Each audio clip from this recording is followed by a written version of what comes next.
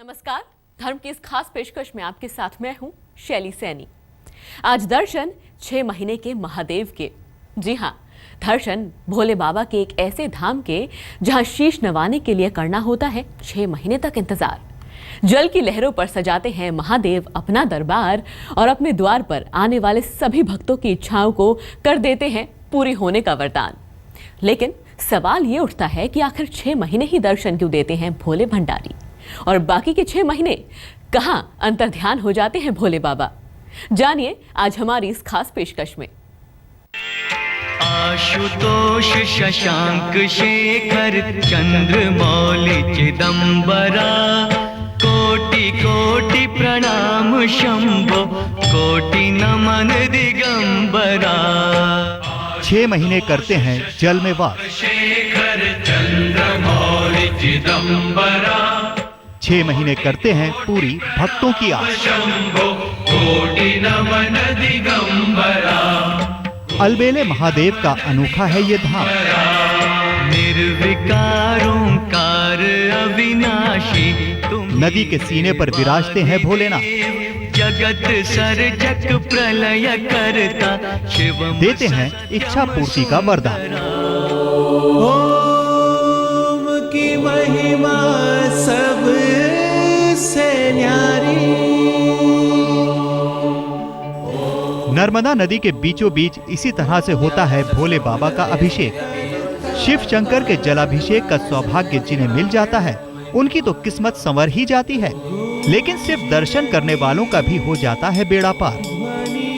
ओम की 6 महीने, जी हाँ, साल में सिर्फ 6 महीने के लिए भक्तों को दर्शन देते हैं त्रिपुरारी, लेकिन उनकी झलक मात्र कर देती है भक्तों के जीवन में चमत्कार। करजन नदी के सीने पर हर साल गर्मियों में अवतरित होते हैं भगवान और भक्तों को पूरे साल के लिए दे जाते हैं जी खोलकर आशीर्वाद। 6 महीने के भगवान, आप ये सुनकर हैरान तो जरूर हो रहे होंगे, लेकिन नर्मदा में रहने वालों को तो अब इसकी आदत हो गई है। यहाँ भक्त भोले बाबा को नीलकंठेश्वर महादेव के नाम से पुकारते हैं। पहले तो यहाँ 12 महीने भगवान के दर्शन होते थे, लेकिन करजन नदी पर बांध बनने के बाद से हर साल 6 महीने तक भगवान जलमग्न रहते हैं। फरवरी में जब पानी की धारा को रोका जाता है तो मनाया जाता है शिव शंकर के आगमन का उत्सव। डैम बनने से 6 महीना तक ये मंदिर पानी में डूब जाता है, और 6 महीने के बाद वो जब कैनाल में पानी छोड़ा जाता है तब धीरे धीरे मंदिर में पानी कम होता है, तब निकलता जाता है। और उसके बाद हम लोग पूरा मंदिर निकलने के बाद उसको कलर करते हैं, भगवान की पूजा पाठ करते हैं।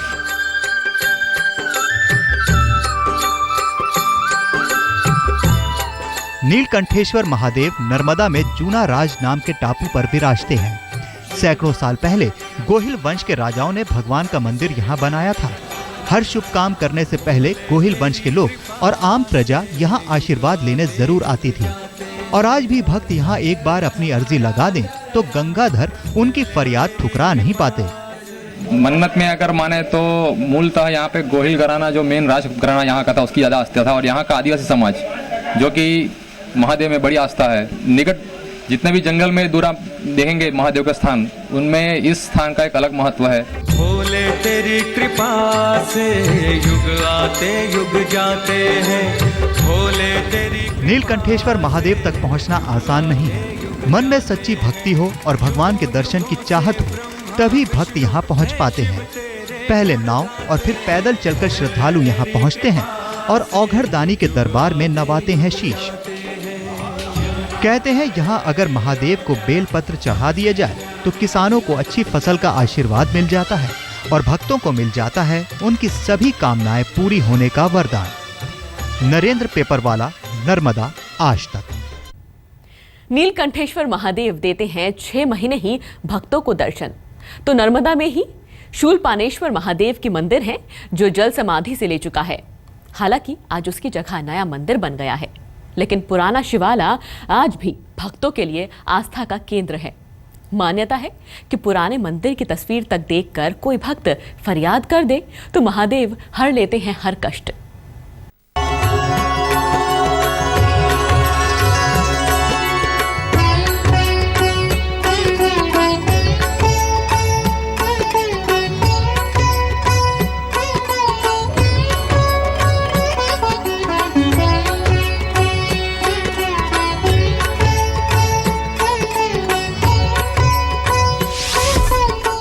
जलमग्न मंदिर। ओम नमः शिवाय। जलमग्न शिवाला। हर हर भोले। आस्था का अद्भुत नजारा। दर्शन से होती है पूरी हर कामना। मिल जाता है आशीर्वाद का खजाना। शिवाय ओम नमः शिवाय। हर हर भोले। जल में डूबे हैं महादेव, जलमग्न है उनका पवित्र धाम। ये तस्वीरें किसी को भी रोमांचित कर सकती हैं। ऐसा लगता है महादेव के अभिषेक के लिए जलधार खुद चल कर आई है और पानी के सीने पर महादेव मंद मंद मुस्कुराते हुए भक्तों का स्वागत कर रहे हैं। हर हर भोले नमः शिवाय। ये शूलपाणेश्वर महादेव का धाम है। ये वो मंदिर है जो नर्मदा के जल के बीचों बीच देता था भक्तों को महादेव के दर्शन। ये तस्वीरें पुरानी है। तब जल से होकर जाता था भगवान के दर्शन का द्वार, लेकिन सरदार सरोवर बांध बनने के बाद ये नर्मदा में समाहित हो गया। कहने वाले ये भी कहते हैं कि स्वयं महादेव के चरणों की धूली को समेटे इस मंदिर के दर्शन मात्र से हो जाता है कल्याण। यही वजह है कि पानी में डूब जाने के बाद भी इस मंदिर की तस्वीरों को आज भी भक्त तलाशते हैं और औघड़दानी के दर्शन को लालायित रहते हैं।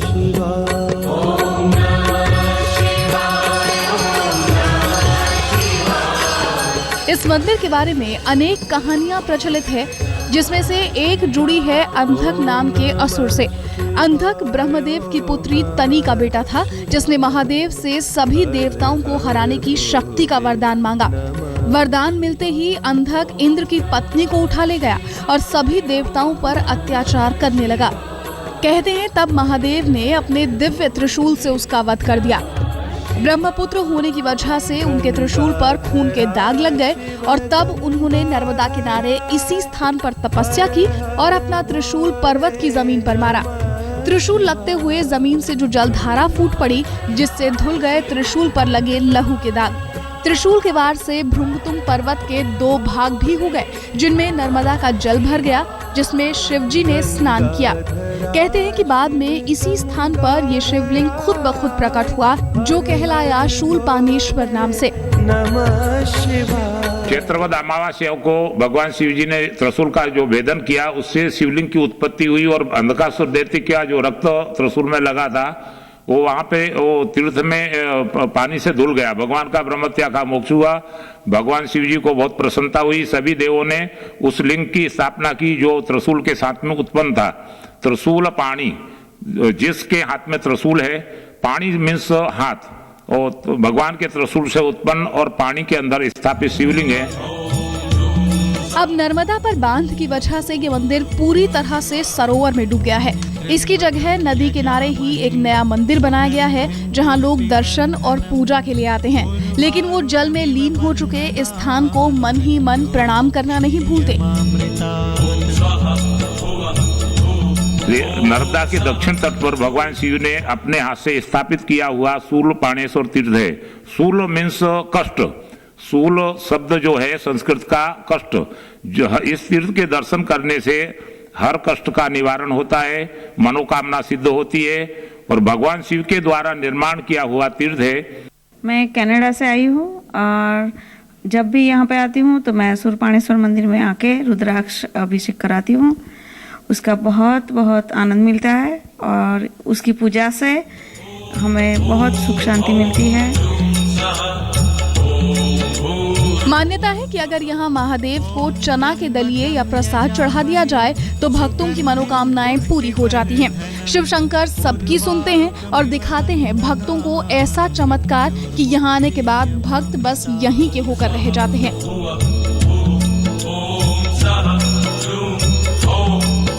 नर्मदा से नरेंद्र पेपरवाला के साथ आज तक ब्यूरो।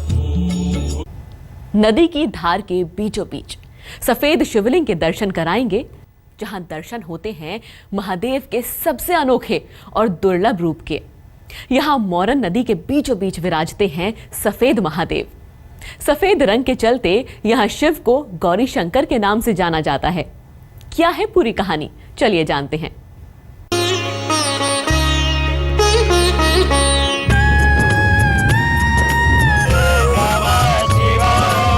चांदी से चमकते जल में दमकता महादेव का ये अद्भुत, दुर्लभ और मनोहारी रूप। इस रूप के दर्शन मात्र से तन मन हो जाता है निर्मल। दुखों की अग्नि में जलते मन को मिलती है शांति और सहारा, और हर मुश्किल, हर संकट लगने लगता है छोटा। दिल को मोह लेने वाला त्रिपुरारी भोले भंडारी का ये रूप आप भी अपनी आंखों में बसा लीजिए, क्योंकि इस रूप में समाहित है असीम शक्तियां। वो शक्तियां जो भक्तों का भवसागर में लगा देती हैं बेड़ा पार। शिव के इस मनमोहक रूप के दर्शन पाने के लिए आपको जाना होगा राजस्थान के बागड़ जिले के दीवड़ा गांव। यहाँ की मोरन नदी के बीचों बीच विराजते हैं सफेद महादेव, जिन्हें उनके रंग की वजह से गोरेश्वर महादेव के नाम से जाना जाता है। गोरेश्वर महादेव का ये स्वयंभू शिवलिंग है। सफेद शिवलिंग के दर्शन के लिए भक्त घुटनों तक पानी में डूबते हुए आते हैं और अपनी आस्था के फूल भगवान पर चढ़ाते हैं। काम दहन करुणा कर लिंगम, रावण दर्प विनाशन लिंगम। गोरेश्वर महादेव की महिमा और चमत्कार का अंदाजा आप इसी बात से लगा सकते हैं कि सूखे में भी मोरन नदी का पानी कभी कम नहीं होता। रात दिन लहरें शिव का अभिषेक और श्रृंगार करती हैं, और इसी तरह भोले शंकर बरसाते हैं भक्तों पर अपनी कृपा। सुर गुरु सुरवर पूजित लिंगम, सुरवन पुष्प सदार्चित लिंगम। भगवान शिव की जटा से गंगा निकलती है, लेकिन फिर भी भगवान शिव को जल बड़ा प्रिय है। यही वजह है कि भगवान गोरेश्वर वागड़ की गंगा मोरन नदी में हमेशा जलमग्न रहते हैं। गोरेश्वर महादेव की लीलाएं अपरंपार हैं, और यही वजह है कि सैकड़ों सालों से ये आस्था का बहुत बड़ा केंद्र बना हुआ है। कहते हैं यहाँ से आज तक कोई निराश नहीं लौटा है। खाली झोली लेकर आते हैं भक्त और मन में महादेव की अद्भुत छवि और जीवन में खुशियां और आशीर्वाद भरकर अपने संग ले जाते हैं। धर्म की इस खास पेशकश में आज के लिए बस इतना ही।